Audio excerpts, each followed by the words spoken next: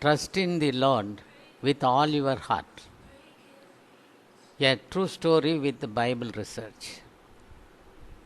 The heart of our Divine Father rejoices when we, as children of God, trust in Him completely. Trust in His words and believe that Jesus Christ, the Son of God, is our Savior.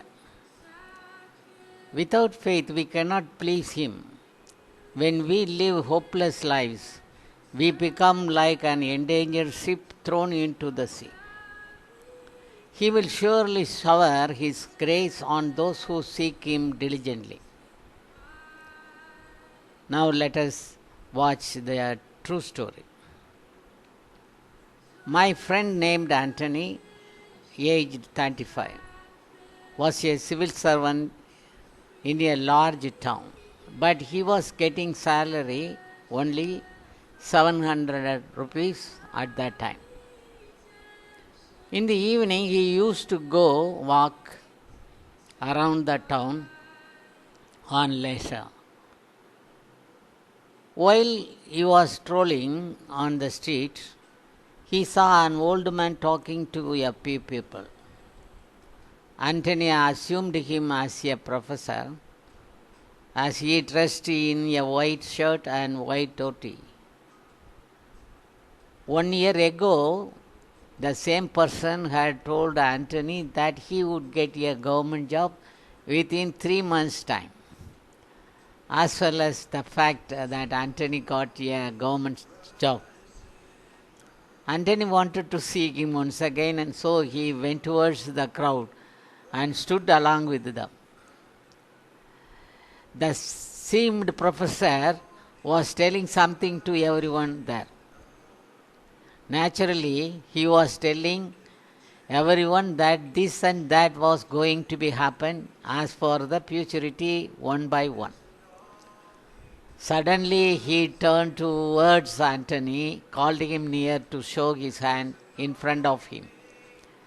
Anthony boldly held out his hand. He took a pen and wrote something in his palm, asked him to fold his hand. Anthony boldly held out of his hand. He took a pen and wrote something in his palm and asked him to fold his hand. He did the same. You would go on a trip on the date that I wrote in your hand. This would definitely happen to you. The salary now you get only rupees 700.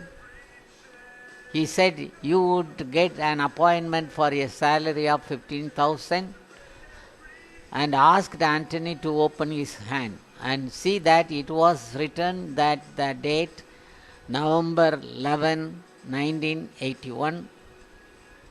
So he reaffirmed that he would definitely get a job on abroad, and he will go abroad by a flight on the date mentioned in his arm. Anthony became greatly amazed. Anthony recollected the past incident that happened only because of the same person who told him he would be placed as a government servant. Now Anthony concluded that what foretold by the person would definitely happen to him. He believed it.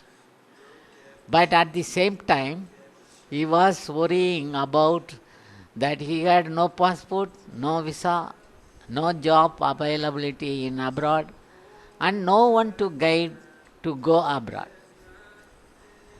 Suddenly it happened when Anthony had gone once to his hometown. He met one of his relatives who came from abroad. The relative asked Anthony what was he and how much his salary. On his very first sight, informed Anthony there were several vacancies for teachers in his place. An opportunity as a teacher could easily be obtained in that country if Anthony was come over there. The relative was ready to make all arrangements such as his flight ticket and a visa within a condition that Antony could settle the amount after appointment in abroad. The salary he mentioned was rupees 15,000. Antony preferred to settle the whole amount of his expenditure on appointment. That discussion was going on in the month of August 5th. Although Antony had no money, it was a great surprise. He got a flight ticket both ways to that country. Antony immediately applied for a passport within a valid permission from government. All had happened to him more successfully. Everything went smoothly until he could get on board in a flight on the particular date, November 11, as written by the foreteller. On his arrival to the new country, Antony received an appointment order after attending an interview for a teaching job within a week. Certainly, Antony knew fully well that the presence of the Lord in different form had completed the work as pre-told. He thanked God several times in all days, trusting the Lord with his whole heart. He could not find the answer for his hidden question to his mind. Who was he did write the date on his arm? We can find a little bit certain answer if we read Matthew chapter number 9 as recorded below. We must acknowledge that everything God has revealed to us in the Bible is true, and declare that Jesus is God. Our Lord Jesus Christ loves us all. But even if we don't actually see Him in person, if we believe that He is the Son of God who came into this world to redeem us and accept death on the cross, we will surely share His joy and glory. Prayer.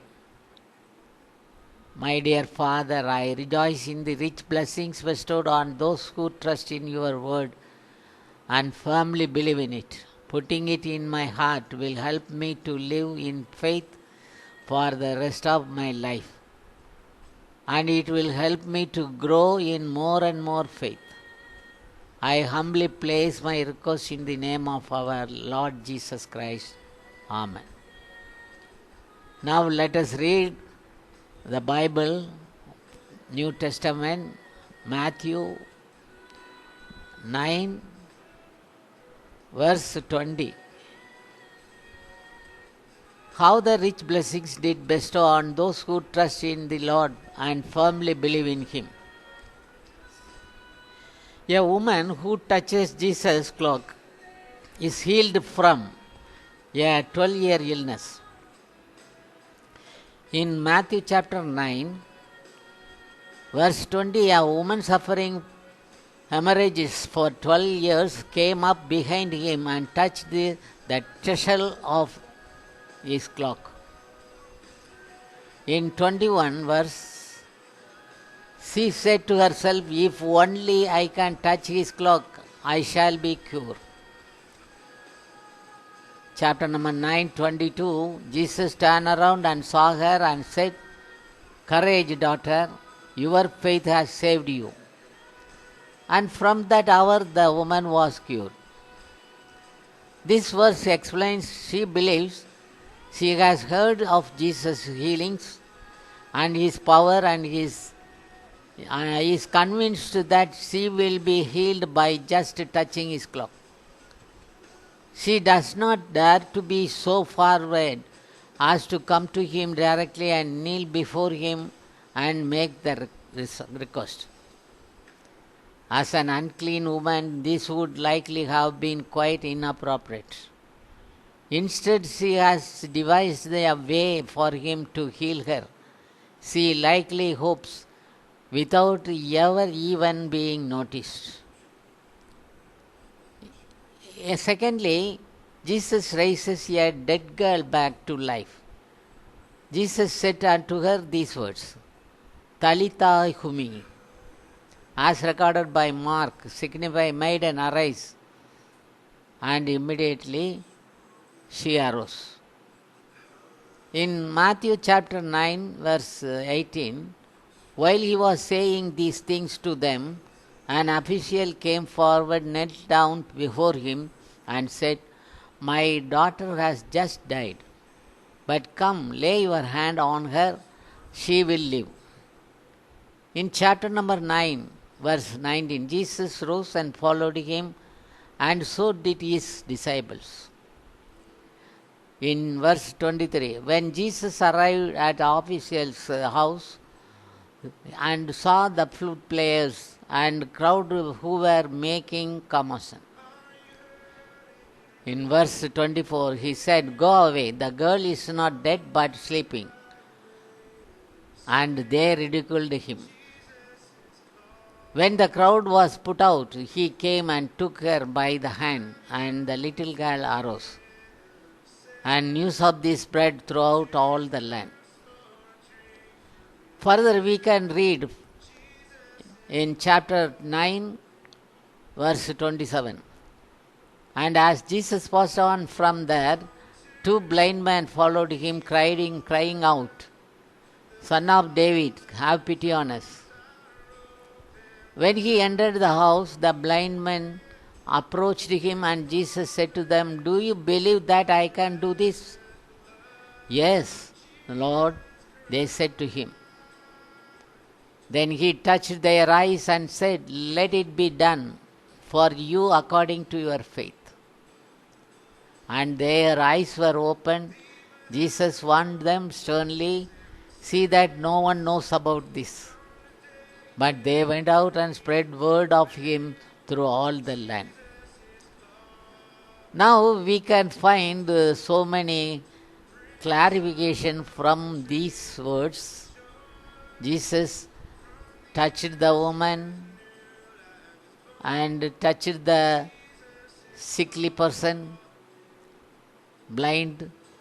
We can find so many critical points in further analysis. Thank you.